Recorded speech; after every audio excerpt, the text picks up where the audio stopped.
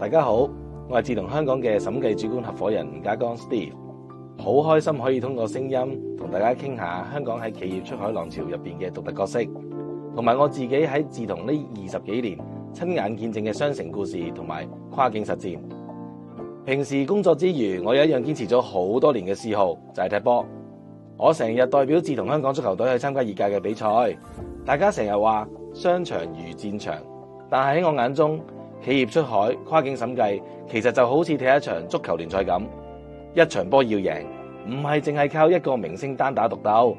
而係靠全隊11人嘅默契配合、攻守轉換嘅協調，仲有面對唔同對手嘅隨機應變嘅足球智商。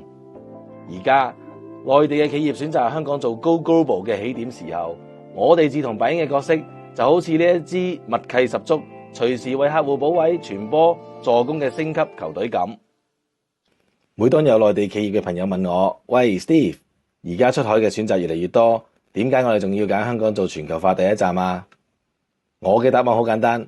因為香港有背靠祖國、聯通世界嘅雙重優勢。喺多變嘅全球地緣政治同埋經濟環境入邊，香港作為超級聯繫人同埋超級增值人嘅角色係無可替代嘅。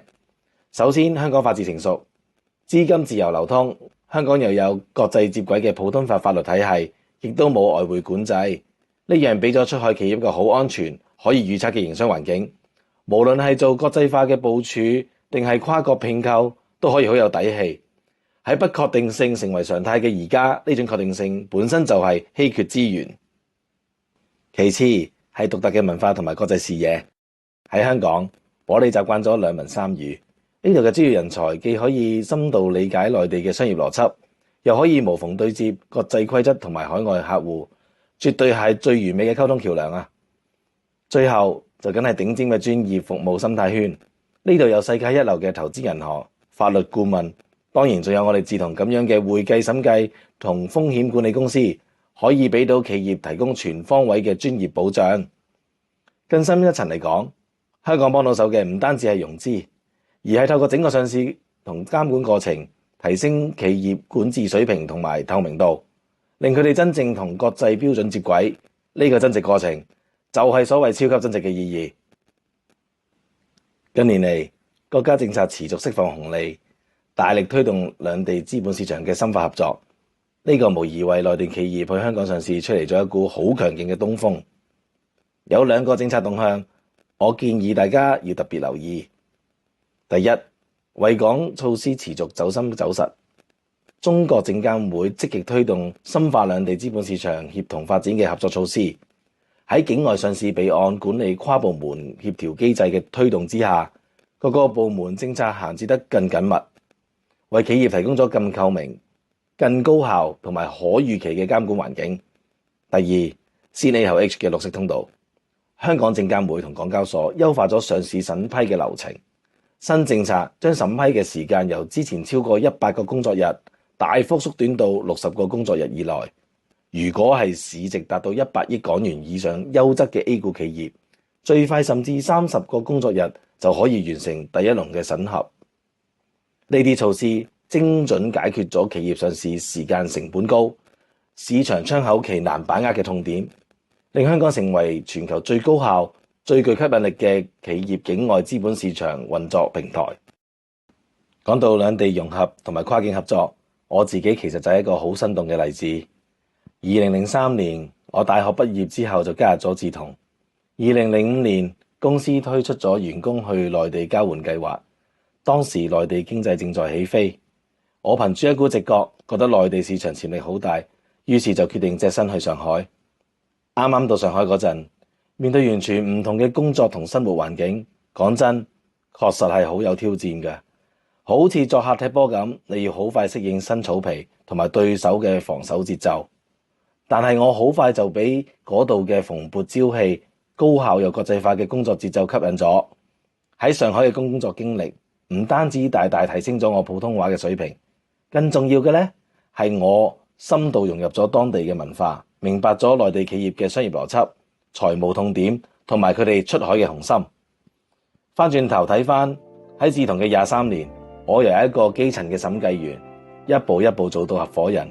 我成日感慨，我入行嗰陣，志同喺中國內地只係得北上廣深4個辦公室，而家我哋已經發展到有29個辦公室，超過7000名專業人才嘅龐大網絡。我好慶幸全程可以參與同見證呢啲一切，覺得好自豪。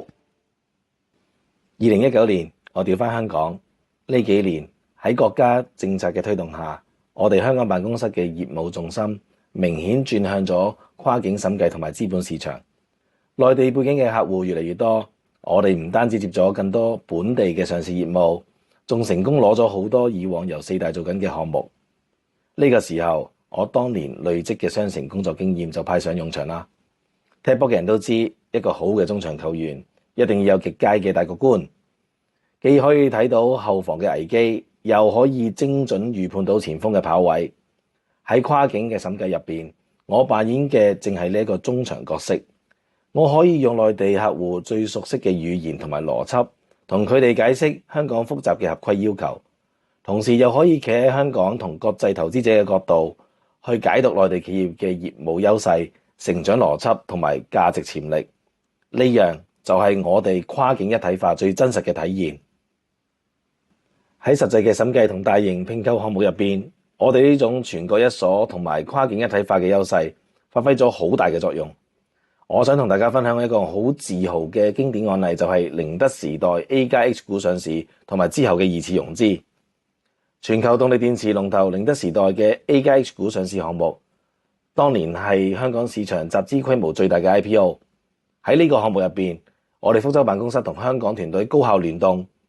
福州團隊負責 A 股部分嘅審計，我哋香港團隊就全權負責 H 股上市嘅審計同埋對接。成個過程就好似一次教科書級別嘅邊路出波、中路破門咁，兩地團隊無縫合作、默契補位，贏得客戶嘅高度信任同埋讚賞，令項目圓滿落地。呢個正正就係志同跨境一體化嘅經典實踐。更振奮人心嘅就係2026年4月底，寧德時代再次選擇香港資本市場，成功完成 H 股2次配售融資，淨籌大概391億港元，成為香港今年最大規模嘅股權融資項目之一。呢次配售延續咗我哋團隊喺上市項目嘅深度合作，兩地團隊繼續提供專業嘅審計同埋資本市場支援，助力寧德時代加速全球化產能擴張同埋海外嘅佈局。呢一連串嘅動作，再次印證咗香港作為國際融資平台嘅強大吸引力，亦彰顯咗志同跨境一體化服務喺支持龍頭企業持續出海嘅長期價值。今年係志同成立45週年嘅重要里程碑，而我亦剛好45歲，好開心可以同志同一齊成長。一場波係踢90分鐘嘅，但企業嘅全球化旅程係一場冇終點嘅馬拉松同聯賽。隨住國家走出去嘅戰略進一步深化，同粵港澳大灣區嘅融合發展，香港作為國際金融中心嘅地位會更加穩固。我哋志同香港全體同事會繼續發揮我哋跨境一體化嘅審計同 IPO 服務優勢，做企業最信任嘅神隊友，為更多內地企業跨越風浪，揚帆出海，保駕護航。多謝大家收聽，我哋一齊期待下一個輝煌嘅45年。